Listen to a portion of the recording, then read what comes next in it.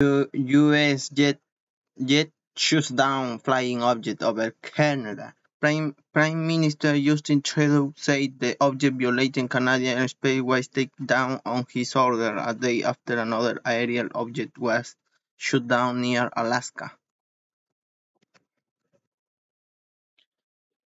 An American fighter jet, acting on the orders of President Biden and Prime Minister Justin Trudeau of Canada, shot down another unidentified flying object on Saturday, Canadian and American officials said, in the latest installment of the drama playing out in the skies of North America.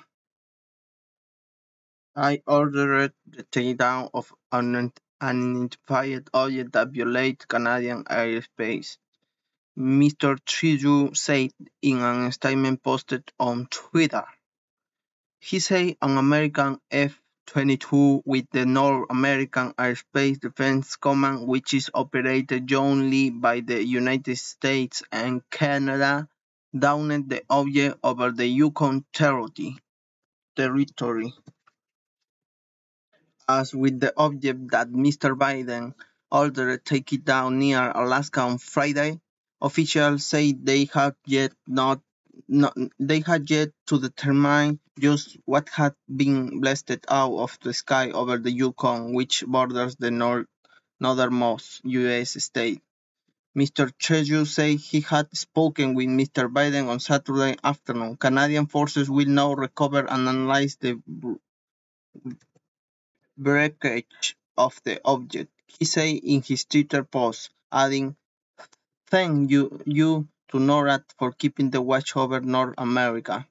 The White House said in a statement Saturday that Mr. Biden and Mr. Trudeau have discussed the importance of recovering the object in order to determine more details on its purpose or origin. Pentagon officials say Saturday evening that radar had picked up the latest flying object over Alaska late Friday and had sent American fighter jets, which were soon joined by Canadian fighters to track it. Monitoring continued today as the object crossed into Canadian airspace, said Brig Gen. Patrick Ryder, the Pentagon press secretary. The F-22 shot down the object over Canadian territory using the same Sidewinder air-to-air missile used to take down two previous flying objects, General Ryder said, including a Chinese spy balloon on a week earlier. Defense Secretary Lloyd G. Austin was on the phone Saturday with his Canadian counterpart, Anita Anand, General Ryder said. There were multiple theories abounding in Washington as to the provenance of the object, but several Biden administration officials cautioned that much remained unknown about the last two objects shot down. The United States has long monitored UFOs that enter American airspace, and officials believe that surveillance operations by foreign powers, whether balloons or other airborne clutter, may explain most recent incidents of unidentified aerial phenomena. Government speak for UFOs as well as many episodes in past years.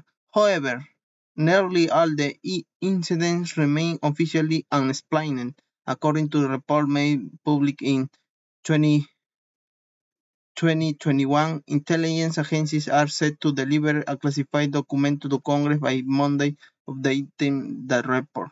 The original document looked at 124 incidents between 2024 and 2022 that were reported by U.S. government sources, mostly American military personnel. It is believed to be rare for the United States to shoot down unidentified flying objects, but tension in the U.S. has been high ever since the discovery of the Chinese spy balloon in American sky about 2 weeks ago, prompting Secretary of State Antony Blinken to cancel a planned trip to China. The surveillance balloon was shot down last weekend. The Chinese government acknowledged that the dirigible was one on its own, but say it was for weather research. Beijing say a similar balloon spotted over Central or South America the same weekend was also for civilian purpose. American intelligence agencies have assessed that China's spy balloon program is part of the global surveillance effort that is designed to collect information on the military capabilities of countries around the world, according to three American officials. The balloon flights, some officials believe, are part of an effort by China to hone its ability to gather data about American military bases, in which it is most interested, as well as those of other nations in the event of a conflict or rising tension. U.S. officials said this week that the Ballon program has operated out of multiple locations in China. On Friday, U.S. officials disclosed that the military had shot down an unidentified flying object over the Arctic Ocean near Alaska, out of an abundance of caution, said John F. Kirby, a spokesman for the nation's Security Council in a press briefing of Friday. Troops with U.S. Northern Command were working on Saturday with Alaska National Guard units, the FBI, and local law enforcement near Dead Horse, Alaska, to recover it and determine its nature, Defense Department officials said. With the recovery activities taking place on sea ice, in freezing temperatures, and in limited daylight, the service members are being forced to move slowly, the officials said. We have no further details at this time about the object, including its capabilities, purpose, and origin, the Pentagon said in a statement about the Alaskan incident. The object that U.S. military officials eventually identified as a Chinese surveillance balloon was first spotted over Alaska on January 28, although it did not raise red flags at the time. It then floated into Canadian territory before re-entering American airspace over Idaho on January 31. Military officials did not them in it a threat and waited to shoot it down until it reached the Atlantic on February 4. And around 9 p.m. Alaska time on Thursday, American radar again picked up an unidentified object entering U.S. airspace. The U.S. Northern Command sent an AWACS surveillance aircraft accompanied by an aerial refueling plane to track it.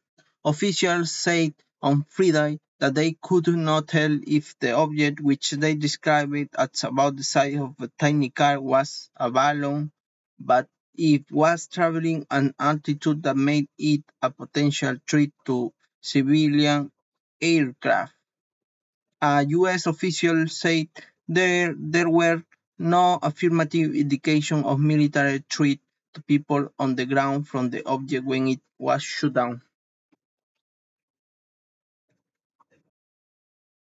Post-credit. Helena Cooper is a Pentagon correspondent. She was previously an editor diplomatic correspondent, the White House correspondent, and was part of team awarded the 2015 Pulitzer Prize for International Reporting for its coverage of the Ebola epidemic.